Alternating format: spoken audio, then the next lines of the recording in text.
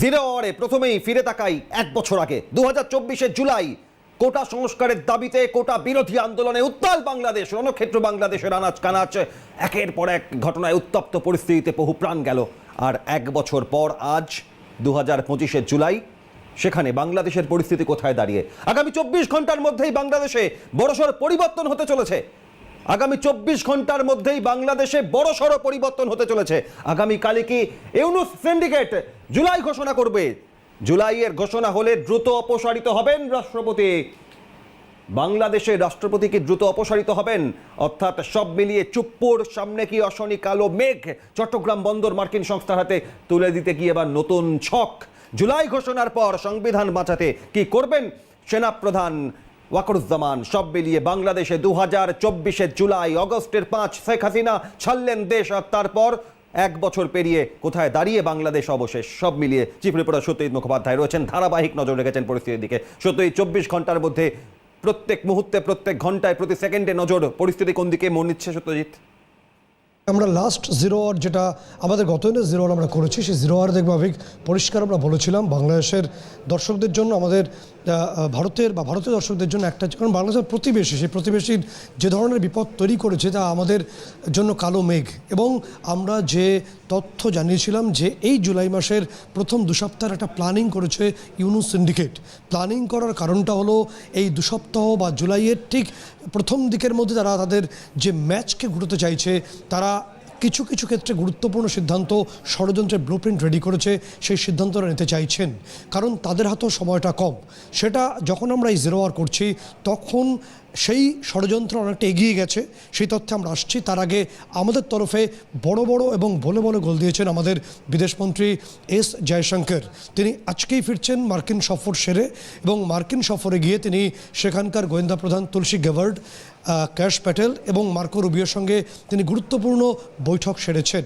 এবং বৈঠক সেরে তিনি বলেছেন যে আমেরিকার মাটিতে দাঁড়িয়ে সন্ত্রাসবাদ এবং সন্ত্রাসবাদের সমর্থনকারী কোনো রাষ্ট্রকে আমরা সমর্থন করি না। আমেরিকার মাটিতে দাঁড়িয়ে আমাদের বিদেশমন্ত্রী এস জয়শঙ্কর যখন এটা বলছেন, ঠিক তখন আমাদের সেনাপ্রধান উপেন্দ্র দ্বিবেদী তিনি রয়েছেন ভুটানে, ঠিক বাংলাদেশের ওপরের অংশে। আমাদের ডিফেন্স স্ট্র্যাটেজিক পার্টনার ভুটান, আমাদের সবথেকে বেশি সামরিক শক্তি যেখানে ডিপ্লয়মেন্ট হয় সেটি ভুটান, সেখানে আমাদের সেনাপ্রধান রয়েছে।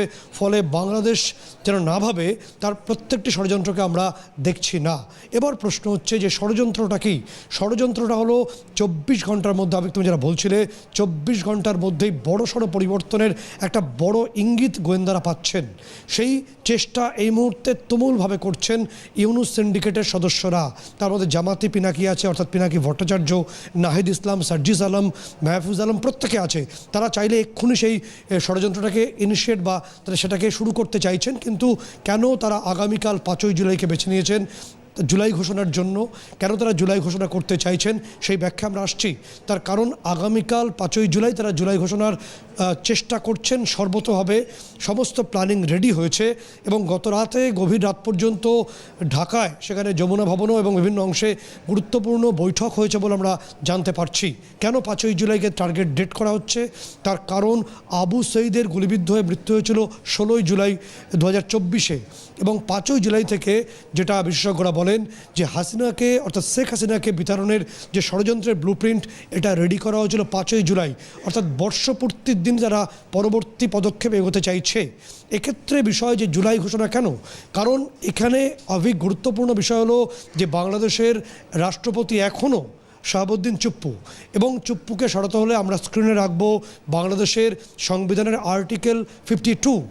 বাংলাদেশের সংবিধানের আর্টিকেল 52-তে কী বলা হচ্ছে যে সে দেশের এক্সিস্টিং প্রেসিডেন্টকে সরাতে হলে বা যিনি রাষ্ট্রপতি আছেন তাকে সরাতে হলে সংসদে ইমপিচমেন্ট আনতে হবে। 2/3 সাংসদের সেই সমর্থন, সেই ইমপিচমেন্ট রাষ্ট্রপতির বিরুদ্ধে আনতে হবে, এবং রাষ্ট্রপতি সংবিধান বিরোধী কাজ করেছে এটা প্রমাণ করতে হবে, এবং রাষ্ট্রপতি নিজেও তার সপক্ষে বলতে পারবেন। এত কিছুর পর যদি তার অভিযোগ প্রমাণিত হয় তাহলে পদ থেকে সরতে হবে। কিন্তু বাংলাদেশে এই মুহূর্তে তো সংসদটাই নেই। এবং ইউনূস যেটা চালাচ্ছেন লোককে একদম বোকা বানিয়ে, সেটা অনেকে বলছেন একটা অবৈধ সরকার। ফলে ইউনূস বুঝে গেছেন যে সংবিধান দিয়ে রাষ্ট্রপতিকে সরানো সম্ভব নয়, তাই ৭২-এর সংবিধানকে বাতিল করতে হবে। বাতিল করার পদ্ধতি হলো বিপ্লবী সরকার, এবং আগামীকাল ৫ই জুলাই সেই ঘোষণা তিনি করেছেন, সেই ঘোষণা করার সম্ভাবনা অত্যন্ত বেশি। এক্ষেত্রে তার সিন্ডিকেটের সদস্য নাহিদ ইসলাম ঠাড়ো বুঝিয়ে দিয়েছেন যে তারা জুলাই ঘোষণা করবেন এবং রাষ্ট্রপতি কার্যত বাতিলের পথে, সংবিধান কার্যত বাতিলের পথে, সেই ঘোষণাও নাহিদ ইসলাম বিভিন্ন সভা সমিতিতে করছেন। কি বলেছেন নাহিদ, আবিক একবার শোনাবো দর্শকদের। স্পষ্টভাবে আমরা হুঁশিয়ারি দিতে চাই, যদি আপনারা মনে করে থাকেন, যদি সরকার বা অন্য কেউ মনে করে থাকে যে এই যে হাজারো লক্ষ মানুষ যারা রাজপথে নেমে এসেছিল তারা ঘরে ফিরে গিয়েছে, তাহলে আপনারা ভুল ভাবছেন। মুজাহিদের কবর থেকে ঘোষণা করছি, আমরা বাংলার প্রতিটি পথে প্রান্তরে যাব। আমরা বাংলার ছাত্র জনতা, তরুণ, শ্রমিকদেরকে আবারও রাজপথে নেমে আসতে আহ্বান জানাবো। ৩রা আগস্ট ঢাকায় আসছি, বাংলাদেশের জনগণকে, ছাত্রদেরকে, শ্রমিকদের সাথে নিয়ে আমরা ঢাকায় ঢুকবো এবং আমাদের যে জুলাই ঘোষণাপত্র এবং জুলাই সনদ সেটি আমরা আদায় করে ছাড়বো ইনশাআল্লাহ। উত্থানের মধ্য দিয়ে উৎখাত করা হলো এই সরকারকে, এই শেখ হাসিনাকে। শেখ হাসিনা তো নিয়মতান্ত্রিক ভাবে পদত্যাগ করেন নাই, এটা তো আমাদের সকলের কাছে স্পষ্ট। তার পতন হয়েছে, তাকে ক্ষমতাচ্যুত করা হয়েছে, তাকে ক্ষমতাচ্যুত করেছে বাংলাদেশের ছাত্র জনগণ। সবচেয়ে গুরুত্বপূর্ণ হচ্ছে রাষ্ট্রের নিরাপত্তা এবং স্থিতিশীলতা। ফলত রাষ্ট্রপতি এবং সংবিধান আসলে অভ্যুত্থানের মধ্য দিয়ে অকার্যকর হয়ে গিয়েছিল, এবং সেই বিষয়টা আলংকারিকভাবে রাষ্ট্রের স্থিতিশীলতা রক্ষার জন্য আমরা তার দায়িত্ব গ্রহণ করেছি। কিন্তু যদি প্রয়োজন হয় সেটাকে আমরা নতুন করে ভাবতেছি, যেহেতু জনগণ এখন এই কথাটি বলছে। ঠিক রাজনীতি করার অধিকার এই নতুন বাংলাদেশে থাকবে কি থাকবে না। ফ্যাসিস্ট দল একটা গণতান্ত্রিক কাঠামোতে কিভাবে রাজনীতি করতে পারে? ফ্যাসিস্ট বলে তার রাজনীতি করার অধিকার থাকে না। আর কেউ যদি বলে আওয়ামী লীগের রাজনীতি করার অধিকার আছে, তাহলে দয়া করে তাকে ফ্যাসিস্ট বলবেন না। তাকে, সে যেই মতাদর্শ দিয়ে রাজনীতি করেছে, যেই প্রক্রিয়ায় রাজনীতি করেছে, অবশ্যই সেইভাবে সেই আওয়ামী লীগ বাংলাদেশে আর কখনোই। অর্থাৎ আবিক, জুলাই ঘোষণা শুধুমাত্র সময়ের অপেক্ষা। ইউনূস সিন্ডিকেটের সদস্য নাহিদ ইসলাম এবং বাদবাকিদের বক্তব্যে পরিষ্কার। এক্ষেত্রে একটা গুরুত্বপূর্ণ বিষয় উঠে আসছে, তুমি দেখবে, আমরা স্ক্রিনে রাখবো, যে বেগম খালেদা জিয়া, বিএনপি নেত্রী, সভানেত্রী, তাকে রাষ্ট্রপতি করার যে ইচ্ছে, সেটা প্রথম জামাতি পিনাকি তিনি ঘোষণা করেন ফ্রান্সে বসে। তিনি এই মুহূর্তে মোহাম্মদ ইউনূসের বিদেশের কাউন্টার পার্ট, অর্থাৎ বিদেশে যতগুলো ডিল হচ্ছে সেটা এই জামাতি পিনাকির মাধ্যমেই হচ্ছে বলে গোয়েন্দা রিপোর্ট আসছে। এখান থেকে বিএনপি একটা সময়, তারেক রহমান বা বিএনপির অন্যান্য নেতৃত্ব, তারা কিন্তু একটা বিষয়ে এই অন্তর্বর্তী সরকার ইউনূসের একনায়কতন্ত্রের মতো একের পর এক সিদ্ধান্ত জানিয়ে ক্ষোভ প্রকাশ করেছিলেন। আবার এই মুহূর্তে দাঁড়িয়ে সেই বিএনপি নেত্রী মেহবুবা মুফতিকে রাষ্ট্রপতি করার পরিকল্পনা। শেখ হাসিনার আমলে রাষ্ট্রীয় নিরাপত্তা পরিষদের উপদেষ্টা ছিলেন এই সাহাবুদ্দিন চুপ্পু, তখন থেকেই কি যাবতীয় ক্ষোভ বা এই চুপ্পুকে সরানোর পরিকল্পনা? দেখো, একদম একটা বিষয় চলে আসছে যে বিএনপির সঙ্গে লন্ডন ডিল যেটা হয়েছে তারেক জিয়ার সঙ্গে, তারপরে যাবতীয় ক্ষোভ মিটে গেছে, এটা মোটামুটি পরিষ্কার ছবি। এবং এক্ষেত্রে তুমি জানো যে বিএনপি নেত্রী খালেদা জিয়া তিনি কার্যত অসুস্থ, তিনি শয্যাশায়ী এবং তিনি হুইল চেয়ার ছাড়া মুভমেন্ট করতেই পারেন না। ফলে বিএনপি নেত্রী খালেদা জিয়াকে এই রাষ্ট্রপতি পদে বসানো হবে। নতুন যে জুলাই ঘোষণার পরে বিপ্লবী সরকার হবে, তিনি কার্যত শিলমোহর হবেন। কেন শিলমোহর হবেন সেই প্রশ্নে আবার আসছি, কারণ দ্রুত বাংলাদেশকে ভেঙে টুকরো করার যে পরিকল্পনা বিদেশের রয়েছে, একটা বৃহৎ রাষ্ট্রে আছে, তার সঙ্গে মোহাম্মদ ইউনূস যুক্ত হয়েছেন। যে কারণে তোমাকে বলবো যে ইতিমধ্যেই চট্টগ্রাম বন্দর, সেটিকে ইতিমধ্যে ঘুরপথে মার্কিন সংস্থা ডিপি ওয়ার্ল্ডের হাতে, দুবাই বেসড যে মার্কিন সংস্থা রয়েছে, বাণিজ্যিক সংস্থা ডিপি ওয়ার্ল্ডের হাতে তুলে দেওয়ার সিদ্ধান্ত হয়েছে। তোমাকে এর পাশাপাশি বলবো এ বিষয়ে যে নাজমুল হাসান যিনি আছেন, বাংলাদেশের নেভির অ্যাডমিরাল, নৌবাহিনীর প্রধান নাজমুল হাসান, আপাতত 6 মাস তিনি এই নৌবন্দরের দায়িত্বে থাকবেন।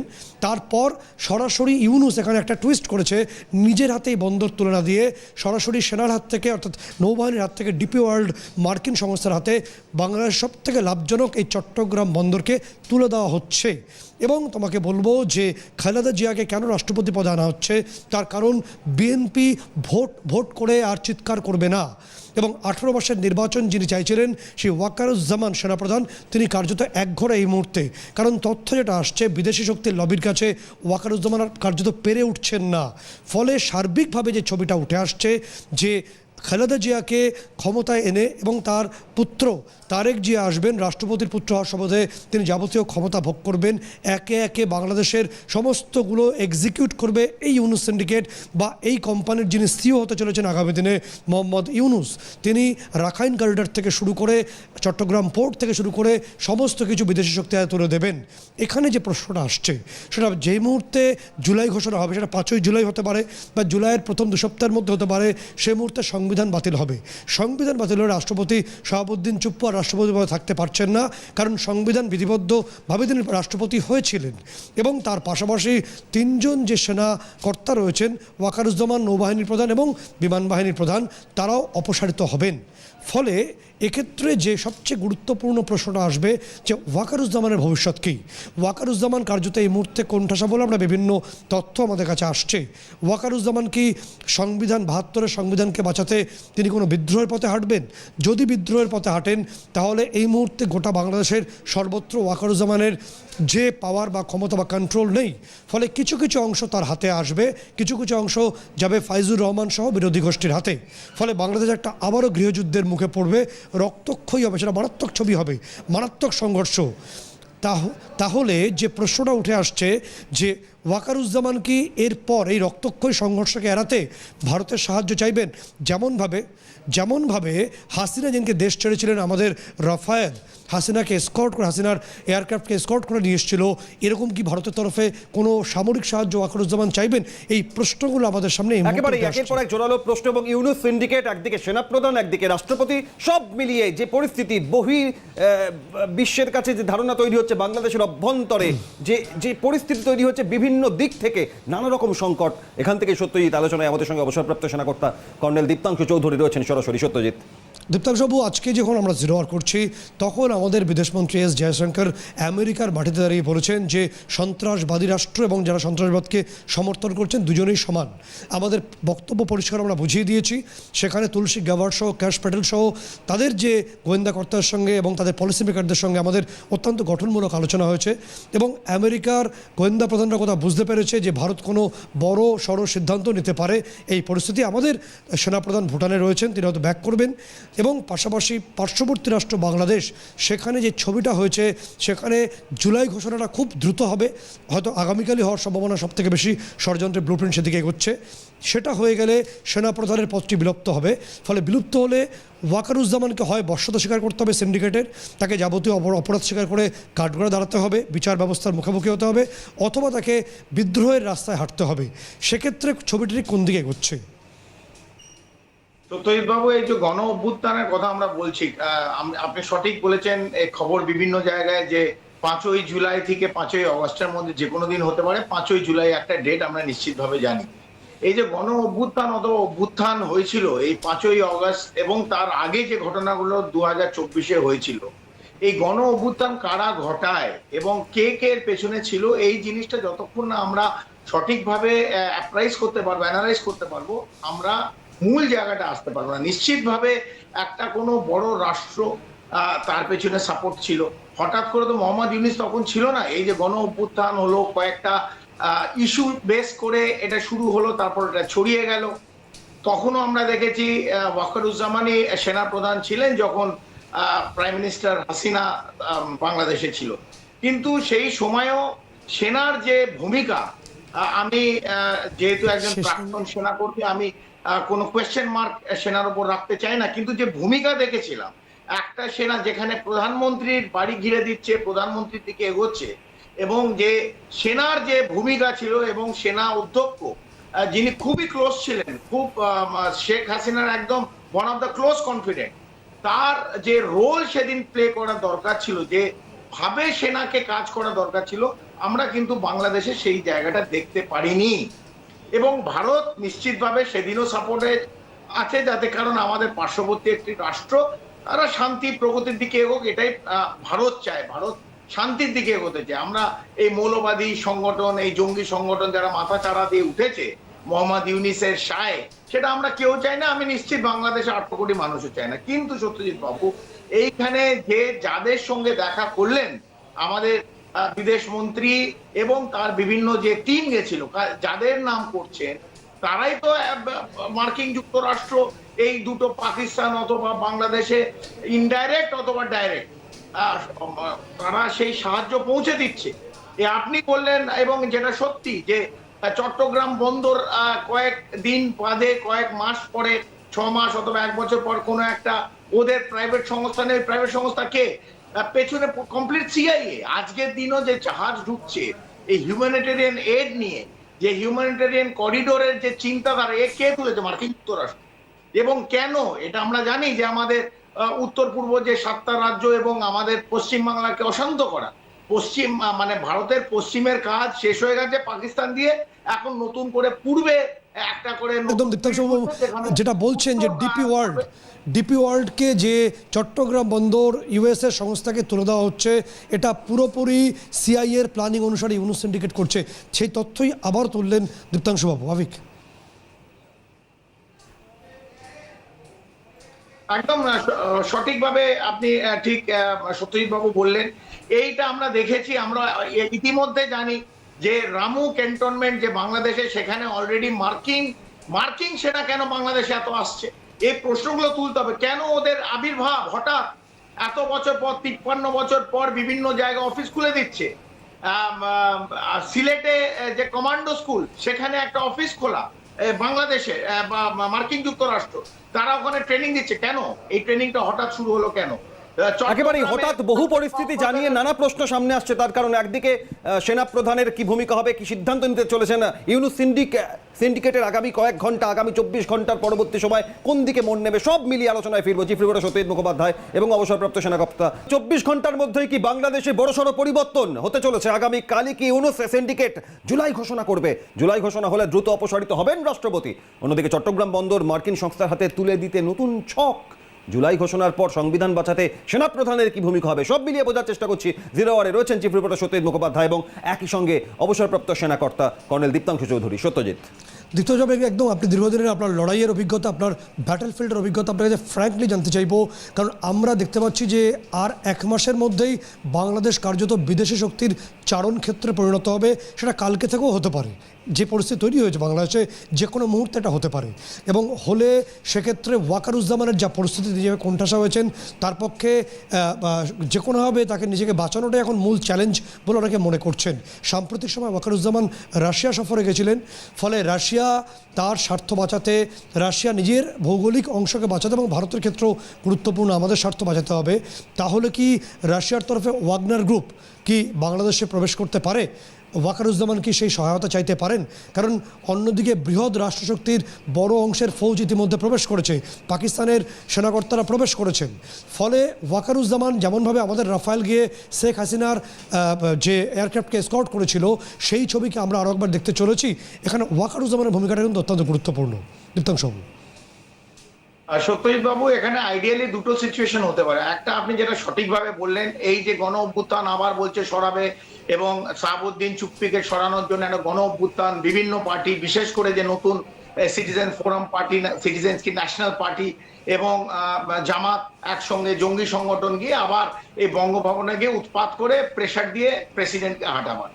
দুটো আইডিয়াল সিচুয়েশন। একটা হচ্ছে যেটা আমরা দেখতে পাইনি বিগত দিনে, সেটা যদি ওয়াকারুজ্জামান যাকে আপনি স্ক্রিনে দেখাচ্ছেন, তার যদি শক্তি থাকে, ইমিডিয়েট দ্য আইডিয়াল সিচুয়েশন বাংলাদেশের সাধারণ নাগরিক এবং বাংলাদেশকে যে ইকোনমিক কন্ডিশনে যাচ্ছে তাকে যদি বাঁচাতে হয়, এবং যে বিভিন্ন যে ফরেন অন্যান্য যে রাষ্ট্র যার চাপ বাংলাদেশের উপর আছে, তার থেকে যদি বাঁচাতে দেয়, নিশ্চিতভাবে ওয়াকারুজ্জামানকে এই বাংলাদেশের গণতন্ত্র ফেরাবার জন্য বৃহৎ বিষয়ে সেই শক্তিটা নিজের হাতে নিয়ে কন্ট্রোল নিতে হবে। আমি বলছি না এটা কু, বাট কমপ্লিট বাংলাদেশের কন্ট্রোল ওয়াকারুজ্জামানকে নিতে হবে। সেটা আপনি কু বলতে পারেন, সেটা ইমিডিয়েট 6 মাস আর্মি রুলের পর গণতন্ত্রের ফেরত এবং ইলেকশনে, যেটা বারবার ওয়াকারুজ্জামান যেটাকে বিশ্বাস করেন, অন্তত ক্যামেরার সামনে বারবার বলেছে, সেটা এক বিষয় হতে পারে, সেটা হওয়া উচিত। অথবা ইউনাইটেড নেশন এটাকে ডিস্টার্বড এরিয়া ঘোষিত করুক, কারণ বাংলাদেশে যেরকম ভাবে যে দিকে প্রবাহ যাচ্ছে এবং জঙ্গি সংগঠন, তারপর এই রোহিঙ্গাদের ঝামেলা এবং ভারতের যে উত্তর পূর্ব 7টা রাজ্যে প্রবলেম হতে চলেছে এবং মণিপুরে হবেই, আমরা জানি যেভাবে রিসোর্সেস পৌঁছচ্ছে, অস্ত্রশস্ত্র পৌঁছানো হচ্ছে, সেই জায়গায় ইউনাইটেড নেশন ভারতেরও উচিত ডিপ্লোমেসিতে চাপ দিয়ে এটাকে ডিস্টার্ব এরিয়া করে ইউনাইটেড নেশনের পিস কিপিং ফোর্স ঢুকিয়ে দেওয়া। সেই বাংলাদেশের কারণেই দীপ্তাংশ বাবু একটি ছোট আপনাকে বিরত করব, সেই কারণে কি সেনাপ্রধান উপেন্দ্র দ্বিবেদী তিনি ভুটান আমাদের অত্যন্ত কাছের একটা বন্ধু রাষ্ট্র এবং আমাদের ডিফেন্স স্ট্র্যাটেজিক পার্টনার, আপনি ভালো করেই জানেন। ভুটানে তার সফর কি ঠিক এই বাংলাদেশ ভেঙে টুকরো টুকরো হওয়ার আগে ভুটানকে আমাদের সঙ্গে রেখে একটা সাপোর্ট নেওয়ার চেষ্টা বা আমাদের স্ট্র্যাটেজিক জায়গা থেকে একটা সিদ্ধান্ত বলে আপনি মনে করছেন? একদম সত্যজিৎ বাবু, ইউ আর অ্যাবসলিউটলি কারেক্ট। এইটাই এই দিকেই যেতে হবে, কারণ চীনের একটা প্রভাব ভুটানের ওপর আছে, নেপালের ওপর আছে, সেগুলোকে নিকাশ করার জন্য, শেষ করার জন্য তো যে ভাবে ডিপ্লোমেসি ভাবে এগোতে হয় ভারত এগোচ্ছে, কিন্তু মিলিটারি হিসেবেও আমাদের we need to be strong. কারণ এটা কিন্তু বাংলাদেশ যদি যায়, এবং আমরা জানি এটা মোহাম্মদ ইউনূস কিছু করছে না, পেছনে দুটো বিদেশি রাষ্ট্র আছে যারা এটাকে কমপ্লিট সাপোর্ট দিচ্ছে, বিশেষ করে মার্কিন যুক্তরাষ্ট্র। তাদের একটা অবজেক্টিভ আছে, একটা খ্রিস্টান স্টেট আপনার একটা কার্ভ আউট করতে দেয়, জোল্যান্ড বলে, যেটা অনেক অংশ রাখাইন প্রভিন্স এবং কিছুটা মণিপুর ভেঙে জোল্যান্ড একটা খ্রিস্টান স্টেট সেটাকে কার্ভ আউট করতে চায়। এটা ওদের লক্ষ্য আছে, তাদের ফ্ল্যাগ তৈরি হয়েছে, তাদের টেমপ্লেট আছে, সেইটা কমপ্লিট ভ্যাটিকান থেকে পয়সা দিয়ে অর্থ দিয়ে অর্থাৎ সবকিছু রেডি। দীপ্তাংশবাবু বলছেন যে বাংলাদেশকে টুকরো করে নতুন রাষ্ট্র, তার ভেতর থেকে নতুন রাষ্ট্রদ্রোহী সমস্ত পরিকল্পনা রেডি মার্কিন যুক্তরাষ্ট্রের তরফ থেকে, এবং একই সঙ্গে সিআইএ কর্তা, যখন আমরা প্রোগ্রাম করছি সিআইএ কর্তারা এই মুহূর্তে ঢাকায় উপস্থিত রয়েছেন, এবং পাকিস্তানের ব্রিগেডিয়ার রয়েছেন বাংলাদেশে। আমরা বলছি যে 5ই জুলাই সম্ভাবনা আছে জুলাই ঘোষণার, কিন্তু জুলাই ঘোষণা হবেই এবং সংবিধান বাতিল করায় রাষ্ট্রপতি শাহাবুদ্দিন চুপ্পুকে অপসারিত করবে, পরবর্তী ব্লুপ্রিন্ট এভাবেই রেডি হয়েছে। একেবারে অনেক ধন্যবাদ চিফ রিপোর্টার সত্যেন মুখোপাধ্যায় এবং অবসরপ্রাপ্ত সেনাকর্তা কর্নেল দীপ্তাংশু চৌধুরী যেমন জানালেন। এবং 2024 জুলাই থেকে 2025 জুলাই একটা বছর হয়েছে ছাড়খার, তাই রাত পোহালেই 5ই জুলাই নজর থাকবে বাংলাদেশে। জিরো আর এখানে শেষ করছি।